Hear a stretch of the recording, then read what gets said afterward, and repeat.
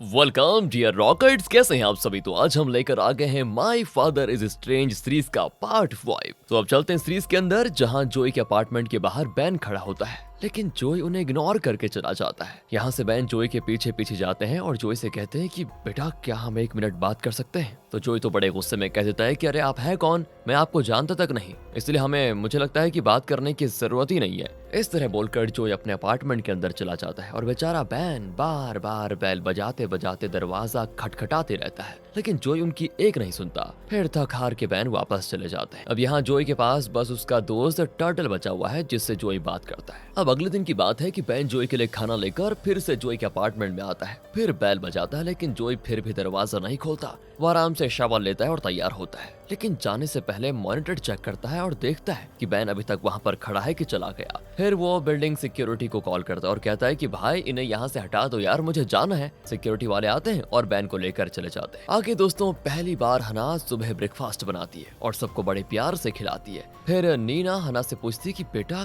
क्या तुम कुछ बात करना चाहती हो क्या, आज इतना प्यार कैसे आ रहा है फैमिली पर। तो हना अपने पेरेंट्स से बताती है कि मुझे घर से ऑफिस जाने में बहुत समय लग जाता है और मैं बहुत थक भी जाती हूँ, तो इसीलिए मैं अपने ऑफिस के पास एक रूम लेना चाहती हूँ। लेकिन मेरी एक फ्रेंड मेरे ऑफिस के पास में अकेली रहती है और उसने मुझे अपने साथ शिफ्ट होने के लिए कह दिया है, तो अब से मैं हर संडे को घर आया करूंगी बस। यहाँ से फिर हना आगे अपनी स्टोरी ऐसे सुनाती है कि मॉम डैड बिल्कुल मान जाए। नीना भी कहती है कि शायद बेटा ये अच्छा आइडिया है, लेकिन बैन कहता है कि बेटा मुझे थोड़ा सोचने के लिए टाइम चाहिए, मैं इस तरह बच्चों को खुली आजादी अभी एकदम से नहीं दे सकता। दूसरी ओर दोस्तों, जे बड़ा परेशान है क्योंकि उसकी गर्लफ्रेंड यू प्रेग्नेंट हो गई है और यहाँ तक कि उसने यू से अपने फैमिली रेस्टोरेंट के बारे में भी झूठ बोला था। तभी हम यू को देखते हैं तो वो इंटरनेट पर जे के फैमिली रेस्टोरेंट को सर्च करती है, लेकिन ऐसा कोई रेस्टोरेंट मिलता ही नहीं जो जे ने यू को बताया था। और तभी यू को एक फादर रेस्टोरेंट के नेम की वेबसाइट की प्रोफाइल में जे की फोटो मिल जाती है दोस्तों, और यू समझ जाती है कि जे ने उससे झूठ बोला था। आगे अंकल को रूफटॉप पर जे रोता हुआ मिलता है। यहाँ जे अंकल को भी यू के बारे में सब कुछ बता देता है, लाइक वो प्रेग्नेंट हो गई है इस तरह का।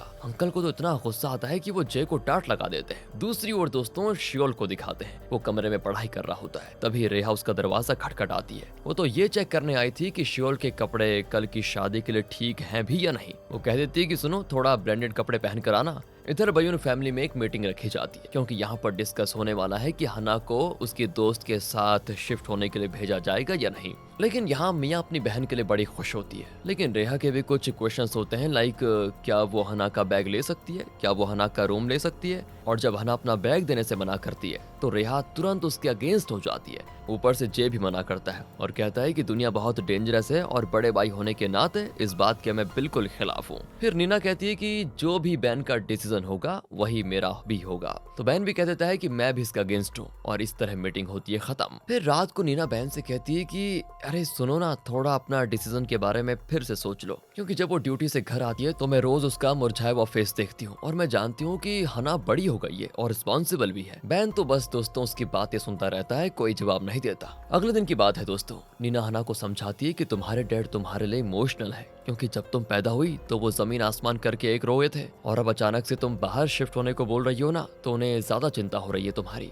यहाँ से हना सीधे रेस्टोरेंट में बैन से मिलती है और कहती है कि डैड मैं 6 बजे ड्यूटी से घर आती हूँ, तो क्या आप मुझे लेने आ जाओगे। बैन को तो लगता है कि हना इसीलिए बोल रही है ताकि वो मुझसे अपनी बात को मनवा पाए, लेकिन हना का उद्देश्य कुछ और ही था। उसकी मॉम ने कहा था ना उसे कि तुम्हारे डैड बहुत ही इमोशनल है, तो वो बस अपने डैड से थोड़ा कनेक्ट करना चाहती थी, इसलिए उनको लेने के लिए बुला रही है। लेकिन उसके डैड कुछ और समझ जाते हैं। दूसरी ओर मिया को सुबह 5 बजे जोई का टेक्स्ट मिलता है, जिसमें वो कहता है कि मेरे लिए सेल फिश का सूप लेकर आ जाओ और प्रूफ के लिए ये फोटो भी खींच कर लेकर आना। दोस्तों ये जोई बस मिया को परेशान करना चाहता है, इसलिए उसको हर वक्त कोई ना कोई काम देता रहता है ताकि मिया बस जॉब छोड़ दे। लेकिन मिया भी अपना काम अच्छे से पूरा कर लेती है और जब वो जोई को टेक्स्ट करती है ना कि नीचे सूप लेकर खड़ी हूँ, तो जोई को और कोई बहाना नहीं मिलता, तो वो उसको डांट देता है कि अरे इतनी देर कैसे होगी तुम्हें, अब मैं नीचे नहीं आने वाला, खुद ही खा लो उसे। इसके बाद जोई खुद में बोलता है कि देखता हूँ मिया तुम कब तक यहाँ टिकी रहती हो। और यहाँ बेचारी मिया अपने इमोशंस को कंट्रोल करती है क्योंकि उसके साथ कुछ जाती हो रही है। वो वापस अपने ऑफिस जाती है।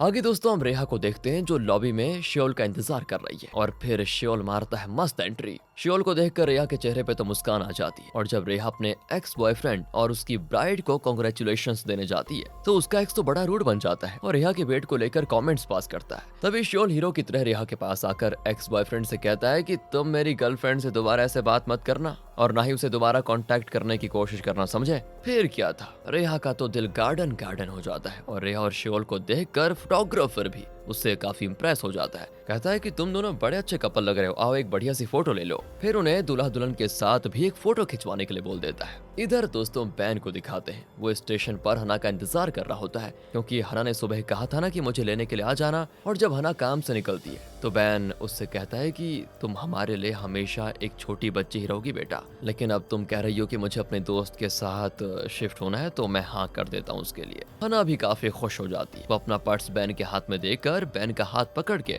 उसके साथ बच्चों की तरह चलते हुए जाती है जैसे कि स्कूल के बाद घर लौट रही हो। वहीं जे पूरे दिन यू के कॉल्स को इग्नोर करता रहता है और इसीलिए यू जे के डैड के रेस्टोरेंट में आ जाती है और ये जे भी रेस्टोरेंट के पास ही होता है, कॉल्स को इग्नोर करता रहता है बिना ये जाने कि यू वहीं पर खड़ी हुई है और जे को देख भी रही है। यू को तो इतना गुस्सा आता है, वो सीधे जे से कह देती है कि एक बात बताओ यार, तुमने मुझे मजाक समझ के रखा हुआ है क्या कर रहे हो तुम ये। और यू तो फिर गुस्से में अपने पर्स से जे को जोर जोर से मारती है और कूड़ा भी जे के ऊपर फेंक कर मारती है। बेचारा जे कुछ कर नहीं पाता, बस चुपचाप उसका गुस्सा झेलता रहता है। और फिर यू वहाँ से ये कहकर चली जाती है कि अगर तुम दोबारा दिखे ना तो मैं तुम्हें मार डालूंगी, सच बता रही हूँ। ये सारी चीजें दोस्तों अंकल भी देख लेता है और फिर वो जे के पास दौड़ कर आता है। यहाँ से सीन होता है कट। अगले सीन में हम बैन को देखते हैं, वो फिर से जोई से बात करने की कोशिश करता है, उसके अपार्टमेंट में जाता है, लेकिन तब भी जोई बैन से बात करने के मूड में ही नहीं होता और उसको जाने के लिए कह देता है। लेकिन एक लड़की उनको देख लेती है तो मजबूरी में जोई बैन को अंदर बुला लेता है और फिर जोई जल्दी से कह देता है कि देखो जो भी कहना है आपको जल्दी से बोल दो। फिर बैन माफी मांगता है और कहता है कि उस दिन रेस्टोरेंट में तुम्हें मैं पहचान नहीं पाया था, लेकिन अब मैं तुम्हारा पापा बनने के लिए रेडी हूँ और तुम्हारे साथ रहना चाहता हूँ। लेकिन जोई बैन की एक नहीं सुनता, वो तो बैन को जाने के लिए तुरंत दरवाजा खोल देता है और फिर बैन भी समझ जाता है कि अब बहुत देर हो चुकी है, मुझे चले जाना ही चाहिए। वो बाहर आता है तो लिफ्ट के पास में उसको एक डिलीवरी मैन दिखता है जो कि एक डब्बा जोई के घर के सामने रख रहा होता है। वो बैन से पूछता है कि अरे आप उस एक्टर के घर में रहते हो क्या। बैन कहता है कि नहीं। तो डिलीवरी वाला कहता है कि अरे सर, यहाँ जो सेलिब्रिटी रहता है ना वो हर रोज लंच ऑर्डर करता है, पर पता नहीं ये सेलिब्रिटी है कौन, मैंने आज तक उसको देखा नहीं। और यहाँ पर बैन को पता चल जाता है कि जोई हर दिन डिलीवरी का खाना खाता है, यानी कि अब बैन पक्का उसके लिए कुछ ना कुछ जरूर करेगा। फिर उधर क्रिस और उसकी टीम को दिखाते हैं जो बिल्कुल दुखी और नशे में डूबे हुए हैं क्योंकि पता है क्या हुआ था, क्रिस का शो कैंसिल हो चुका था। अगले सीन में बयून फैमिली को दिखाया जाता है जहाँ बैन अनाउंस करता है कि हना अब घर छोड़कर जाने वाली है फाइनल। इसी बीच सब लोग जे को देखते हैं जो बहुत ही कमजोर दिख रहा होता है। तो नीना जे से कहती है कि बेटा खाना खा लो, थोड़ी एनर्जी आ जाएगी तुम्हें, अच्छे से फिर पढ़ पाओगे तभी पास हो पाओगे। लेकिन यहाँ पर अंकल यानी कि हना के मॉम के भाई, जिनको असली रीजन पता है, वो डिनर के बाद अपनी वाइफ को बता देते हैं कि जे की गर्लफ्रेंड प्रेग्नेंट है और ये सुनकर आंटी भी हैरान हो जाती है। फिर अगला सीन हना का क्रिस के साथ शिफ्ट होने का होता है। नीना उसके लिए साइड डिशेस पैक करती है और बैन लगेज कार में डाल देता है। पूरी फैमिली हना को विदा करती है। नीना और बैन हना को उसके नए अपार्टमेंट के बाहर तक छोड़ने जाते हैं और फिर अपार्टमेंट के दरवाजा खोलते ही हना को एक सरप्राइज मिलता है। क्रिस ने पूरा रूम बलून्स और नोट से भर दिया था। नोट में लिखा हुआ है कि मैं 2 दिन के लिए काम पे जा रहा हूँ, मेरा वेट करना। उसने रूम तो फुल ऑन रोमांस वाला बना दिया था, लेकिन लड़का खुद ही गायब है। कोई बात नहीं। दूसरी ओर दोस्तों, टाइबू को प्रमोशन मिल गया है तो अब वो जोई के लिए काम करना नहीं चाहता। तो अब जोई को मिया को बुलाना पड़ता है अपना सारा काम निकालने के लिए और मिया की खुशी का ठिकाना नहीं होता क्योंकि इस तरह वो जोई के और करीब आ पाएगी। और जब जोई वर्कआउट कर रहा होता है ना तो मिया जोई को जिम में ठीक तरह से वर्कआउट करने की टिप्स दे रही होती है। फिर जब वो वर्कआउट फिनिश करता है तो मिया उसको कार तक छोड़ने जाती है और बताती है कि मैंने तुम्हारा फेवरेट डिश भी ऑर्डर कर दिया है। यहाँ जोई जो अपनी फीलिंग्स छुपाने में मास्टर है, अंदर से यहाँ थोड़ा इम्प्रेस हो जाता है वो, लेकिन दिखाता नहीं है। वो मिया से कहता है कि मुझे मेरे घर तक ड्रॉप कर दो। रास्ते में दोस्तों मिया उसकी तारीफ पे तारीफ कर रही होती है और जो यहाँ पर पहली बार उसकी बातों को सुनकर स्माइल करता है। सब कुछ बहुत बढ़िया चल रहा होता है तो मिया पूछ लेती है तुम्हारे डैड कहाँ पर है, मतलब तुम्हारी फैमिली वाले कहाँ पर रहते हैं। हो ये सुनते ही जोई का मूड फिर से खराब दोस्तों। इस तरह जोई मिया को रास्ते में ही उतार कर खुद कार लेकर निकल जाता है। दूसरी ओर बैन अपने हाथों से बना लंच जोई के डोर पे रख देता है, साथ में एक नोट भी लिखता है फिर बैन कॉर्नर में जाकर छुप जाता है ये देखने के लिए कि जोई लंच को उठाएगा या फिर नहीं, लेकिन जोई नोट पढ़ के खाना वहीं हॉल में छोड़ देता है। ओह, बैन उदास हो जाता है कि इसने खाना नहीं लिया।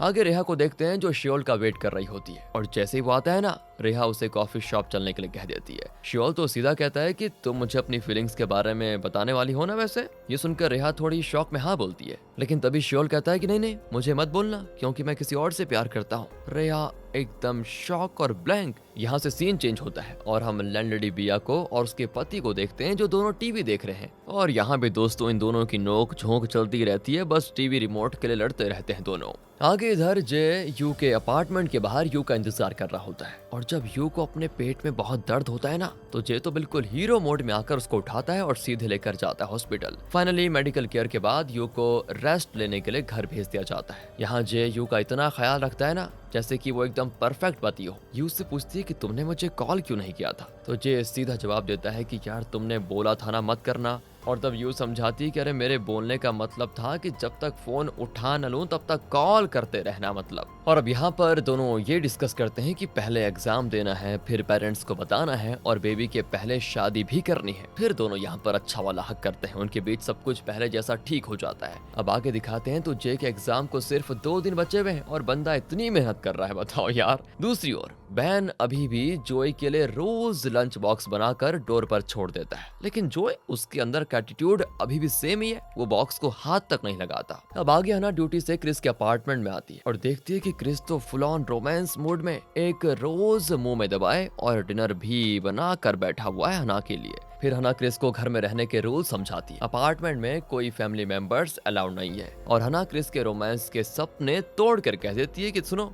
वैसे मैं आज रात वापस घर जा रही हूँ क्योंकि कल जे का एग्जाम है। बेचारा क्रिस का रोमांस वाला सपना टूट जाता है, मतलब डिले हो जाता है फिलहाल तो। आगे तीनों बहनें अपने भाई जे को गुड लक विश करने के लिए छोटी छोटी गिफ्ट देती है। हना तो अपने भाई को एक लग्जरी अंडरवियर देती है, जे बड़ा खुश। और सुबह जब जे एग्जाम देने जा रहा होता है तो नीना उससे प्रॉमिस करती है कि बेटा डिनर में मैं तुम्हारी फेवरेट डिशेस बनाऊंगी, पर एग्जाम बढ़िया देना। जे ये सुनकर कहता है कि मम्मा मुझे भी एग्जाम के बाद आपको कुछ बताना है, बहुत जरूरी। आगे दोस्तों बैन अब रोज नए नए लंच बॉक्स लाकर डोर पे रख देता है जोई के लिए। पुराना वाला बॉक्स वापस लेकर जाता है। इस तरह वो जोई को इम्प्रेस करने के लिए लगा रहता है। लेकिन आज जब टाइबू जोई के अपार्टमेंट में आता है तो वो लंच बॉक्स को देखकर बिना सोचे समझे उसे उठाकर जोई के अपार्टमेंट में लेकर चला जाता है और यहाँ तक कि जोई को खाने के लिए भी बोलता है। उसके बाद दोनों अच्छे तरीके से लंच को एंजॉय करते हैं। तो जोई आगे पूछता है कि यार ये लंच कहाँ से ऑर्डर किया तुमने, बहुत ही टेस्टी है। टाइबो बताता है कि मैंने ऑर्डर किया, अरे ये तुमने ऑर्डर किया था ना, तुम्हारे डोर पे रखा हुआ था ये,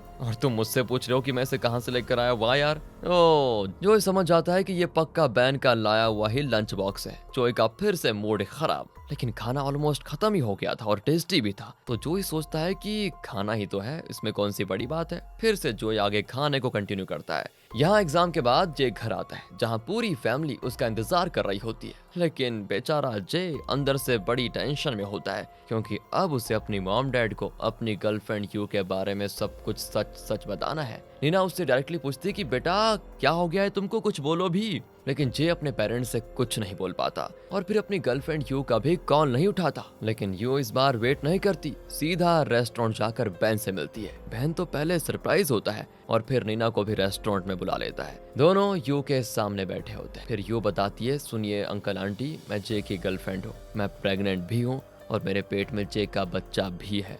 जे के माता पिता बहन और नीना दोनों शॉक। इसी के साथ इस सीरीज का ये एपिसोड खत्म होता है। दोस्तों आगे जे की लाइफ में क्या होने वाला है, जोई की लाइफ में क्या होने वाला है, हना क्रिस का क्या होगा, बड़ा मजेदार है सब कुछ। बस आप वीडियो में बने रहिएगा, लाइक और सब्सक्राइब करते रहिए। मिलते हैं आपसे अगली एपिसोड में, अगले एपिसोड में। ध्यान रखिएगा अपना। Thanks for watching.